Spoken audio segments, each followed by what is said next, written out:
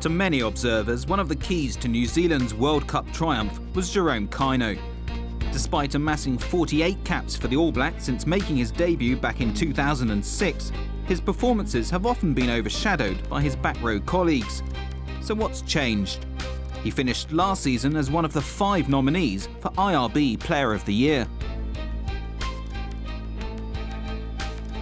I think it's time in the jersey. I've had a couple of years now in the All Blacks. I think it was 2008 I've been consistently playing for the All Blacks, and I think it's just time in the team, time in the jersey, and at this level, which has allowed me to slowly improve each week.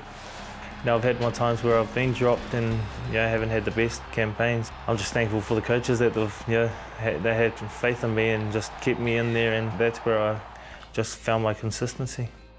He was born 28 years ago in American Samoa, but moved with his family to Auckland at the age of 4, and with much to learn about himself.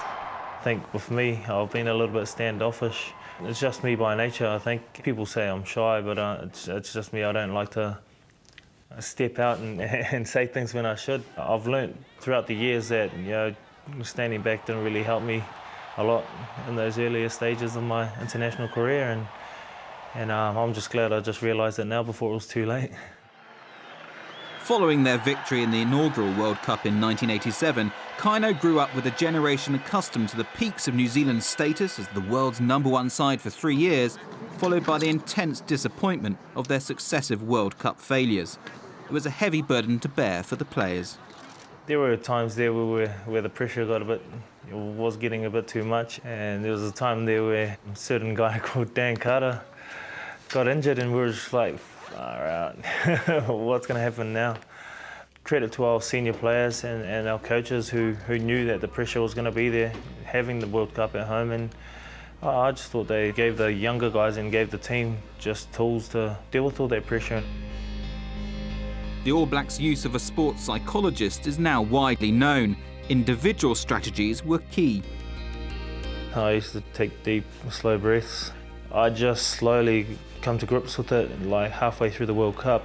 It's easy to talk about it and say, in the heat of battle on the field, it's there's a million things going through your head. It's pretty hard to stay calm, and I just slowly got a hang of it halfway through that World Cup.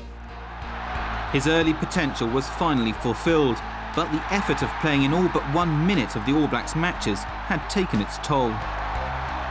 Well, I slept straight after the final because I had my kids waiting for me at the hotel, and with the late game and the late arrival back to the hotel, it was about 4 o'clock by the time we got underway, so I was just like, bedtime, and we'll deal with it tomorrow. So with the parades and everything, I was pretty good.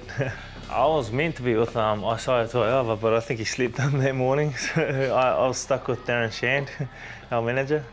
But it was good. I really enjoyed it. I was quite glad I didn't have to deal with the World Cup that morning because there were some sore heads. But I really enjoyed it. Just everything that whole week after the final was really something special. He'll miss the rest of the Blues season with a shoulder injury and has recently signed a 2-year deal with Japanese side Toyota Verblitz. But he plans to be part of the All Blacks' defence of their crown in 2015 and is even considering staying on in Europe. I'm a huge fan and huge follower of the Heineken Cup and the Magners Leagues. I would love to one day play in the Heineken Cup, and there's some quality football and quality rugby players that I'd love to play with.